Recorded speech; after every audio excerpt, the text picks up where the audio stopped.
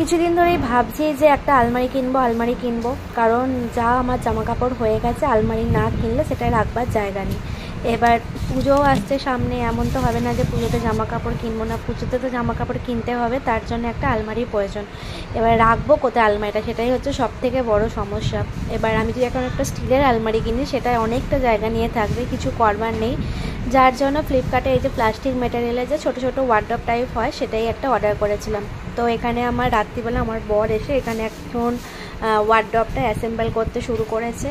আর একটু অ্যাসেম্বল করতে একটু ভীষণই কষ্ট হচ্ছে, বিশেষ করে ডোরটা লাগানোর সময়। জিনিসটা তো দাঁড় করিয়ে ফেলেছে, কিন্তু ওই যে ডোরটা লাগানোর সময় মানে ওপর নিচে দুটো বোর্ড ছিল আর কি, মানে নিচেরটা ওপরে হয়ে যাচ্ছিলো, ওপরটা নিচে হয়ে যাচ্ছিলো, এরকম হচ্ছিলো। 2 দিন লাগানোর পরে তারপরে ঠিকঠাক মতো হয়েছে। শিওর এটা ডোর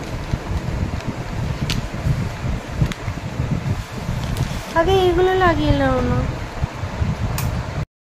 ডোর লাগানো কমপ্লিট, অ্যাসেম্বল মোটামুটি হয়ে গেছে 80%।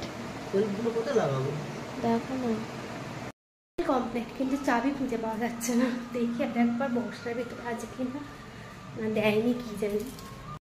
তো এখানে আমাদের অ্যাসেম্বল পুরোপুরি কমপ্লিট, আর বেশ ভালো জায়গায় ফিট হয়ে গেছে হয়েছে।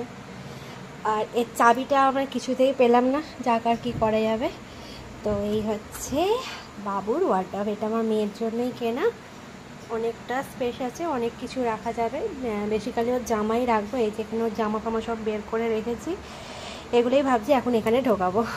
চলো।